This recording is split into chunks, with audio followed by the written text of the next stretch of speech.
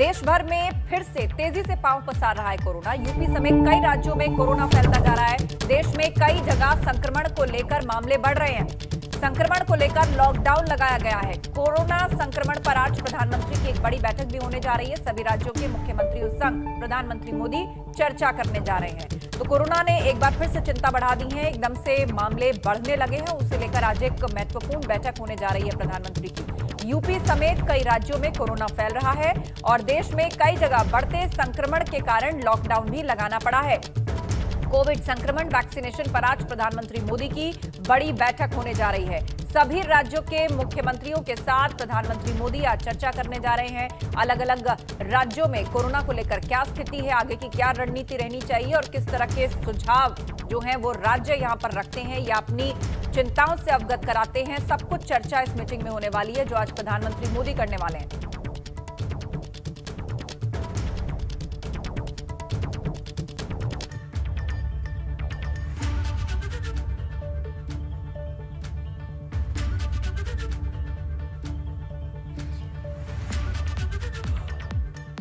तो देश में एक बार फिर से कोरोना के बढ़ते मामलों के बीच में प्रधानमंत्री नरेंद्र मोदी आज सभी राज्यों के मुख्यमंत्रियों के साथ बैठक करने वाले हैं और इस बैठक में प्रधानमंत्री वीडियो कॉन्फ्रेंसिंग के जरिए सभी मुख्यमंत्रियों को संबोधित करेंगे, जिसमें कोविड-19 से पैदा हुए हालात और टीकाकरण अभियान के मुद्दों पर चर्चा करेंगे। ये बैठक आज सुबह 11 बजे होगी और आपको बता दें कि महाराष्ट्र, केरल, पंजाब, दिल्ली और उत्तर प्रदेश समेत कई राज्यों में एक बार फिर से कोरोना वायरस का ग्राफ तेजी से बढ़ रहा है। तेजी से लगातार केसेस सामने आ रहे हैं और इस बीच में प्रधानमंत्री नरेंद्र मोदी सभी राज्यों के मुख्यमंत्रियों से संवाद करने वाले हैं, ये चर्चा करने वाले हैं।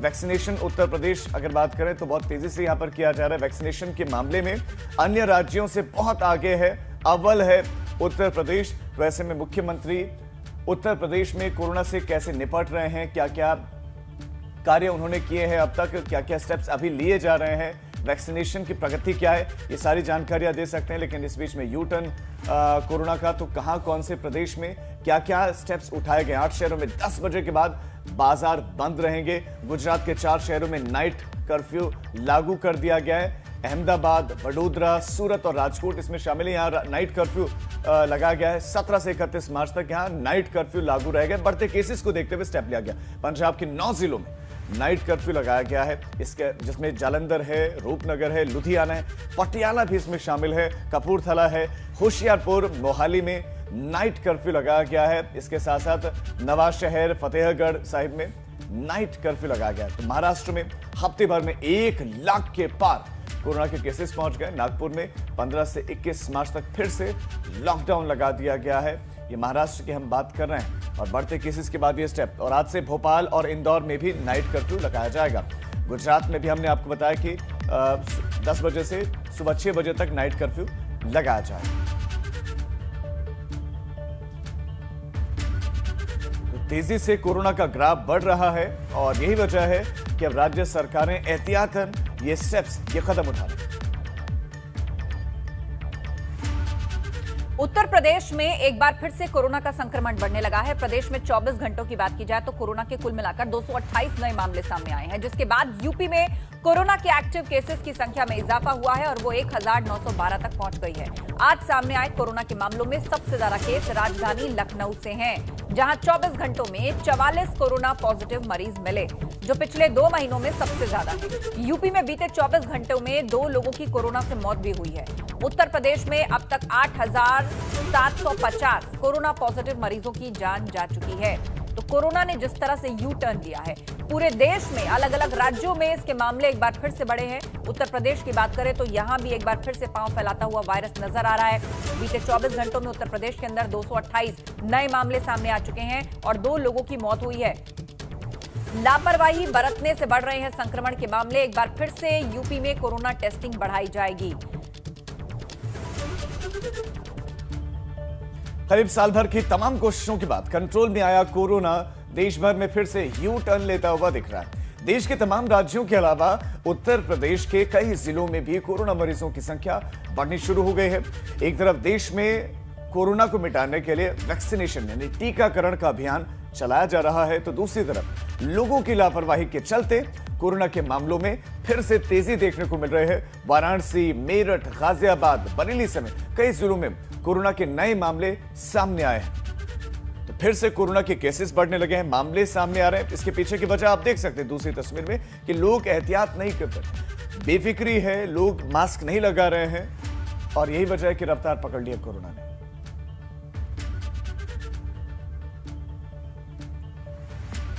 तो उत्तर प्रदेश में फिर से कोरोना बढ़ रहा है। सबसे ज्यादा प्रकोप लखनऊ में दिखाई दे रहा है। इस वक्त लखनऊ से ही हमारे संवाददाता अनुभव शुक्ला हमारे साथ जुड़ गए हैं। उनसे ही जानते हैं कि सरकार अब किस तरह के कदम उठाने जा रही है। बताइएगा आप अनुभव कि लखनऊ में भी केसेस बढ़ रहे हैं। बीते 24 घंटे में पूरे यूपी में 2 लोगों की जान चली गई, 228 नए मामले सामने आए हैं। तो अब किस तरह के एहतियात और कड़ाई सरकार करने जा रही है? देखिए, 7 राज्यों में तो पहले कोरोना बढ़ रहा था और फिर यूपी सरकार ने जो टेस्टिंग थी उसको फोकस टेस्टिंग कर दिया था। यानी जो महाराष्ट्र से आ रहे थे या फिर दिल्ली से आ रहे थे लोग, उनकी जांच की जा रही थी। पर इधर एक हफ्ते से उत्तर प्रदेश में भी मामले काफ़ी तेज़ी से बढ़े हैं। कल बीते 24 घंटे में 228 मामले सामने आ गए। उससे पहले 151 मामले सामने आए थे, उससे पहले 165 मामले सामने आए। तो लगातार हम ये देख रहे हैं कि यूपी में भी अब इंक्रीज कर रहा है कोरोना। क्योंकि अगर हम जनवरी के बाद की बात करें तो मामले काफ़ी कम हो गए थे। 100 मामले आ रहे थे, 110 मामले आ रहे थे, 115 मामले आ रहे थे, पर अब इंक्रीज हो रहा है। और लखनऊ की अगर बात कर लें तो बीते 24 घंटे में 44 मामले सामने आ गए। उससे पहले 35 मामले सामने आए थे और इतने मामले जनवरी 2021 में सामने आए। तो उसके बाद से लगातार मामले कम आ रहे थे, कभी 12 आ रहे थे, कभी 18 मामले सामने आ रहे थे। लेकिन जिस तरह से 44 मामले सामने आए हैं उसको देखते हुए एक तो जिला प्रशासन जो लखनऊ का है उसने भी एहतियाती कदम उठाए हैं। यानी जो अब टेस्टिंग है उसको फोकस टेस्टिंग कर दिया गया है और रैंडम टेस्टिंग की जा रही है। यानी बस स्टेशन पर, रेलवे स्टेशन पर जो खोमचे वाले हैं, ठेले वाले हैं, उनकी जाँच की जा रही है। इसके अलावा जो ऑटो वाले हैं उनकी जाँच की जा रही है। क्योंकि कई बार इन्हीं से स्प्रेड हो जाता है कोरोना।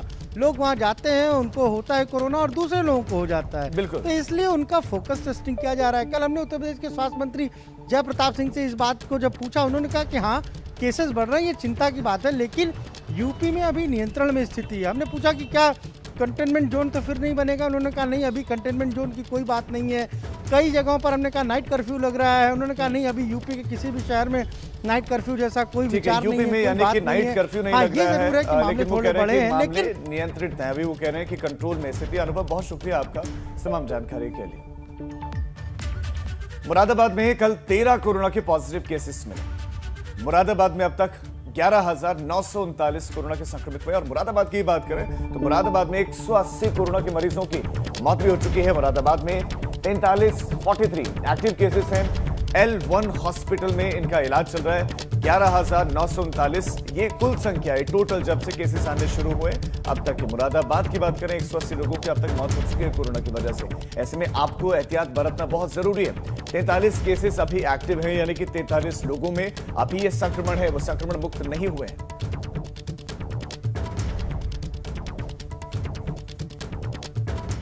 यूपी के स्वास्थ्य मंत्री जय प्रताप सिंह भी मान रहे हैं कि कोरोना का बढ़ना जो है वो एक चिंता का विषय है, लेकिन इसे नियंत्रित कर लिया जाएगा। जय प्रताप सिंह का यह भी कहना है कि पहले जांच कुछ कम कर दी गई थी, लेकिन मामले बढ़ने पर अब जांच को फिर से बढ़ा दिया गया है और फोकस टेस्टिंग पर किया जा रहा है। जांचें कुछ कम हो गई थी, ये बात तो सही है और जांचें हमने बढ़ा दी है। 1,20,000 से लेके 1,35,000 करने के लिए हम लोग ने आदेश भी कर दिया है। और टारगेटेड टेस्टिंग, फोकस टेस्टिंग भी हमने, जो हम अभी 1 महीना पहले हमने किया था, दोबारा इसको हमने सुनिश्चित कर दिया है। रेलवेज़ में, जहाँ रेलवे प्लेटफॉर्म पर, बस स्टेशन पर, जहाँ भी हमारे दुकानें हैं, ठेला वाले, रिक्शा वाले, पटरी वाले, वृद्धाश्रम, अनाथ आश्रम, ये सभी जगह शिक्षक संस्थाएं, अब इसको दूसरे रूप में हम लोग ने ले लिया कि इसको ये ध्यान में देते हुए कि कुछ संख्या हमारी बढ़ रही है, तो इसको ध्यान में रखते हुए हमने थोड़ा सा टेस्टिंग अपना बढ़ा दिया। जांचें कुछ कम हो गई थी इस बात। तो ऐसे में जरूरी है कि आप एहतियात बरतें, मास्क लगाएं, सैनिटाइजर का इस्तेमाल करें। और आगे बढ़ते हैं, अब पूर्वांचल की खबरें आपको सुपरफास्ट अंदाज में दिखाते हैं। चलिए शुरुआत करते हैं। वाराणसी में बीएचयू के अंदर नीता अंबानी का विरोध शुरू। विजिटिंग प्रोफेसर बनाए जाने के प्रस्ताव के विरोध में छात्रों ने धरना दिया। वीसी आवास के सामने धरने पर बैठे छात्रों ने निजीकरण के डर को लेकर यह प्रदर्शन किया। गोरखपुर सांसद रवि किशन ने मुख्यमंत्री ममता बनर्जी पर हमला बोला। उनके चॉपर को लैंडिंग की परमिशन न मिलने पर कहा कि बंगाल में दीदी की गुंडई है, ये गुंडई खत्म होगी और वंशवाद की राजनीति खत्म होगी। जौनपुर के सिकरारा थाने में देर रात अचानक एसपी राजकरण नैयर ने निरीक्षण किया और रात में ही एसपी ने मातहतों की क्लास ली और वांछितों की धरपकड़ के साथ साफ सफाई के निर्देश दिए। भदोही में आरटीओ पुलिस की संयुक्त टीम ने बड़ी कार्रवाई की। कई जिलों की बॉर्डर एरिया से अवैध रूप से चल रहे ओवरलोडेड ट्रकों को पकड़ा, जिनमें तय मानक से ज्यादा खनिज किए हुए बालू, गिट्टी, पत्थर और कोयला भरे हुए थे, जिससे सरकार को रोजाना लाखों का चूना लगाया जा रहा है। गाजीपुर में रेवतीपुर सामुदायिक स्वास्थ्य केंद्र पर चिकित्सा अधिकारी के खिलाफ महिला कर्मचारी ने मोर्चा खोल दिया है। साथ ही स्वास्थ्य केंद्र से ट्रांसफर न होने पर कार्य बहिष्कार कर धरना प्रदर्शन की बात कही गई है।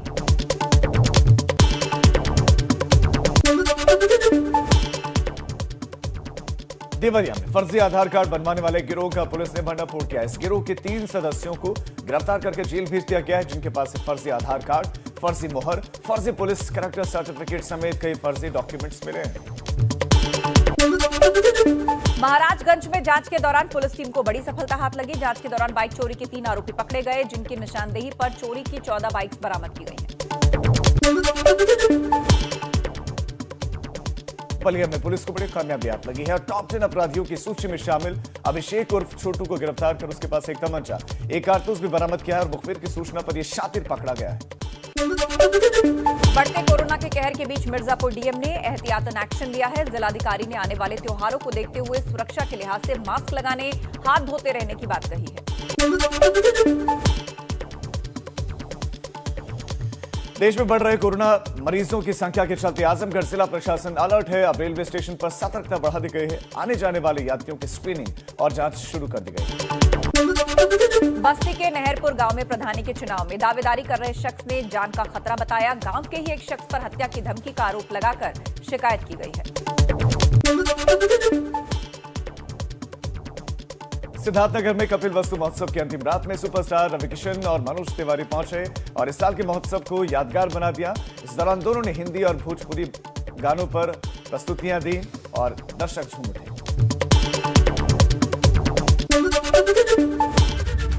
और चलिए अब एक बड़ी खबर आपके सामने रख देते हैं और ये खबर बड़ी भी है और चिंता का विषय भी है। क्यों? क्योंकि आप जान लीजिए, हमारी सेहत से जुड़ी हुई सीधे तौर पर एक खबर है। दुनिया के सबसे प्रदूषित शहरों की लिस्ट जारी हुई है और दुनिया में 9वें नंबर पर प्रदूषित है लखनऊ। राज्य की राजधानी लखनऊ पूरी दुनिया में 9वां सबसे प्रदूषित शहर है। दुनिया के 30 प्रदूषित शहरों में 10 यूपी के बताए जा रहे हैं, जिनमें कि गाजियाबाद से लेकर बुलंदशहर, नोएडा, ग्रेटर नोएडा, कानपुर, मेरठ, आगरा, मुजफ्फरनगर इस लिस्ट में शामिल है। वर्ल्ड क्वालिटी इंडेक्स ने यह रिपोर्ट जारी की है, जिसमें लखनऊ 9वें नंबर पर है। उसके अलावा 10 ऐसे शहर है उत्तर प्रदेश के ही जो इन 30 शहरों की लिस्ट में शामिल है। वो 30 शहर जो देश नहीं पूरी दुनिया में सबसे ज्यादा पोल्यूटेड है। दुनिया में 9वें नंबर पर सबसे ज्यादा प्रदूषित लखनऊ और 30 प्रदूषित शहरों में 10 यूपी के हैं। गाजियाबाद, बुलंदशहर, नोएडा, ग्रेटर नोएडा का भी नाम इसमें शामिल है। इसके अलावा कानपुर, मेरठ, आगरा, मुजफ्फरनगर भी इस लिस्ट में शामिल हैं।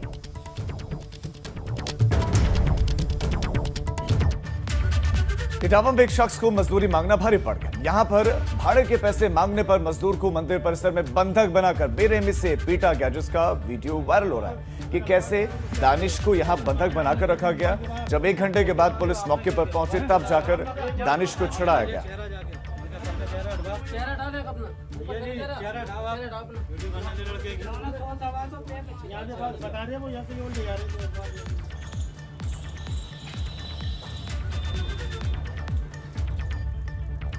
और अब बड़ी खबर आजमगढ़ से। यहां गो तस्कर से पुलिस की मुठभेड़ हो गई और 25,000 का इनामी शातिर मुठभेड़ में घायल हो गया। पुलिस से मुठभेड़ के बीच एक बदमाश भागने में भी कामयाब रहा। पुलिस और एसटीएफ ने मुठभेड़ में कल्लू नाम के बदमाश को पकड़ लिया है। पकड़े गए बदमाश पर 24 से ज्यादा केस दर्ज है। हालांकि एक बदमाश पुलिस की आंख में धूल झोंककर भागने में कामयाब रहा, लेकिन 25,000 का इनामी बदमाश कल्लू पुलिस के हत्थे चढ़ गया है। कल्लू को पुलिस ने पकड़ लिया है। हालांकि कल्लू का एक साथी फरार भी हो गया। पुलिस और एसटीएफ ने मुठभेड़ में कल्लू को गिरफ्तार कर लिया है। हालांकि कल्लू का एक साथी वहां से निकल भागने में कामयाब रहा। आजमगढ़ में गो तस्कर से पुलिस की मुठभेड़ हुई है और कल्लू उनके हत्थे चढ़ गया है। 50,000 का इनामी शातिर कल्लू मुठभेड़ में घायल हुआ और पुलिस ने उसे पकड़ लिया।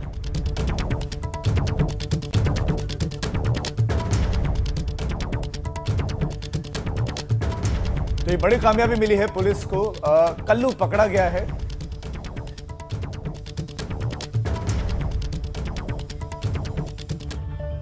और अब आपको अवध क्षेत्र की खबरें सुपरफास्ट अंदाज में दिखाते हैं। चलिए शुरू करते हैं। अयोध्या के हनुमानगढ़ी चौराहे पर ट्रैफिक पुलिस और एक युवक के बीच सरेआम मारपीट का एक वीडियो वायरल हो रहा है। ट्रैफिक पुलिस से मारपीट करने वाले युवक का नाम अंगद निषाद है, जो कि अयोध्या का ही रहने वाला है।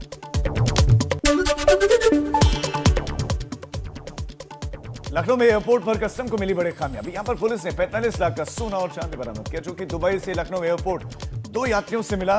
इन्होंने ट्रॉली बैग में रेडियम पॉलिश कर इस सोने को छुपाया था। बाराबंकी में देर रात 2 ट्रकों की आमने सामने से टक्कर हो गई। भीषण टक्कर के बाद दोनों ही ट्रकों में आग लग गई, जिससे जलकर 2 लोगों की मौत हो गई। हालांकि एक शख्स ने कूदकर अपनी जान भी बचाई। अंबेडकर नगर में घाघरा नदी में डूबे 2 छात्रों का सुराग न मिलने की वजह से साथी छात्रों ने हंगामा किया। प्रशासन पर आरोप लगाते हुए एसपी ऑफिस का इन्होंने घेराव किया, जिसके बाद से अब एनडीआरएफ की टीम बुलाई गई है। सीतापुर में पुलिस ने अवैध शस्त्र फैक्ट्री का भंडा फोड़कर मौके से 6 तमंचे पकड़े। साथ ही फैक्ट्री चलाने वाले राहुल और अलाउद्दीन को गिरफ्तार कर लिया। पुलिस के मुताबिक अलाउद्दीन शातिर अपराधी है। फतेहपुर में 30 रफ्तार कार अनियंत्रित होकर पेड़ से जा टकराए। हादसे के बाद कार सवार 4 लोगों को बाहर निकाला गया। उनमें से 2 लोगों को अस्पताल में मृत घोषित कर दिया गया। बाकी 2 लोगों का इलाज कानपुर हैरट हॉस्पिटल में चल रहा है। कौशाम्बी में पुलिस इंस्पेक्टर का सरकारी आवास के बंद कमरे में शव मिलने से हड़कंप मच गया। पोस्टमार्टम रिपोर्ट में मौत की वजह हार्ट अटैक बताई जा रही है। रायबरेली में लंबे वक्त के बाद नहर में लापता 2 छात्रों का शव मिला है, जो हॉस्टल से नहर में नहाने के लिए गए थे। वहां पर एसडीआरएफ की टीम ने रेस्क्यू ऑपरेशन कर शव निकाले। उन्नाव में पुलिस, स्वाट और सर्विलांस टीम को बड़ी सफलता मिली। पुलिस ने चेकिंग के दौरान 2 युवकों को गिरफ्तार किया, जिनके कब्जे से 43 किलो गांजा, चौपहिया गाड़ी, मोबाइल फोन्स बरामद किए गए। लखीमपुर खीरी में बाघ ने ग्रामीणों पर हमला कर दिया और इसमें कई लोग जख्मी बताए जा रहे हैं। जो लोग घायल हो गए उन्हें अस्पताल में भर्ती करवाया गया। घटना अयोध्यापुर गांव के पास की है। बदायूं में पुलिस ने फाइनेंस कर्मी से हुई लूट की फर्जी घटना का खुलासा किया। पुलिस ने फाइनेंस कर्मी और उसके दोस्त को गिरफ्तार कर 6,18,000 रुपए और तमंचा कारतूस बरामद किए। और चलिए अब आपको बताते हैं कि यूपी और उत्तराखंड में क्या खास रहने वाला है। उत्तर प्रदेश की सबसे पहले बात करेंगे कि वहां किस तरह की हलचल रहने वाली है। यूपी में आज क्या खास है। किसान आंदोलन को 112 दिन हो चुके हैं। गाजियाबाद में आज एक बार फिर से दिल्ली गाजीपुर बॉर्डर पर किसानों की महापंचायत होने जा रही है, जिसमें भारतीय किसान यूनियन के राष्ट्रीय अध्यक्ष नरेश टिकैत के साथ कई खाप के चौधरी होंगे। किसानों की अगली रणनीति के बारे में ये महापंचायत होने जा रही है। वहीं राकेश टिकैत ने एक बार फिर से नोएडा के चिल्ला बॉर्डर को जाम करने की बात कही है। महापंचायत दोपहर 12 बजे शुरू होगी। इसके अलावा यूपी में बीजेपी का पंचायत चुनाव को लेकर अभियान चल रहा है। इस ग्राम चौपाल अभियान का आज 7वां दिन है। आज भी तमाम पार्टी पदाधिकारी, मंत्री अलग अलग गांव में चौपाल लगाने जा रहे हैं और पंचायत चुनाव के लिए पार्टी की रणनीति तय करेंगे। भाजपा प्रदेश अध्यक्ष स्वतंत्र देव सिंह आज जौनपुर में बूथ समिति की बैठक करेंगे। त्रिस्तरीय पंचायत चुनाव को धार देने पहुंच रहे हैं आज स्वतंत्र देव सिंह। इसके अलावा आज शिवपाल यादव 2 दिवसीय दौरे पर गोरखपुर आने वाले हैं। प्रगतिशील समाजवादी पार्टी के राष्ट्रीय अध्यक्ष और प्रदेश के पूर्व कैबिनेट मंत्री शिवपाल सिंह यादव 17 मार्च को गोरखपुर आएंगे और गोरखपुर आगमन के दौरान प्रगतिशील समाजवादी पार्टी के जिलाध्यक्ष श्याम नारायण यादव के नेतृत्व में 1:30 बजे कार्यकर्ताओं द्वारा सहजनवा में उनका स्वागत होगा। उसके बाद गोरखपुर सर्किट हाउस पहुंचने पर प्रगतिशील समाजवादी पार्टी के महानगर अध्यक्ष और पूर्व पार्षद हाजी तहव्वुर हुसैन के नेतृत्व में महानगर कमेटी की ओर से स्वागत किया जाएगा। सर्किट हाउस के एनेक्सी भवन में शाम 4 बजे शिवपाल सिंह यादव पार्टी के कार्यकर्ताओं के साथ बैठक करेंगे। तो ये तमाम हलचल उत्तर प्रदेश में आज रहने वाली है। आइए अब आपको बताते हैं कि उत्तराखंड में क्या रहने वाला है। खास पूर्व सीएम हरीश रावत आज रुड़की के दौरे पर लंढौरा में पूर्व सीएम हरीश रावत बैलगाड़ी यात्रा निकालेंगे। बढ़ती महंगाई, बेरोजगारी, बीजेपी सरकार की नाकामियों को उजागर करने के लिए ये यात्रा निकालेंगे हरीश रावत। शाम को 4 बजे यात्रा शुरू होगी। इससे गढ़वाल आयुक्त रविनाथ रमन आज फिर से हरिद्वार का उनका दौरा और कुंभ के कार्यों का निरीक्षण करेंगे, स्थलीय निरीक्षण करेंगे। कल 11 बजे हरिद्वार वो पहुंचेंगे और गढ़वाल आयुक्त रविनाथ रमन का ये हरिद्वार का दौरा, इससे पहले भी कुंभ के कार्यों की वो समीक्षा कर चुके हैं। तीरथ सरकार आने के बाद रविनाथ रमन को हरिद्वार में ही कैंप करने के निर्देश दिए गए कि हरिद्वार में ही रहे कुंभ तक, और इसी को देखते हुए हरिद्वार में कुंभ के कार्यों की समीक्षा करेंगे गढ़वाल आयुक्त।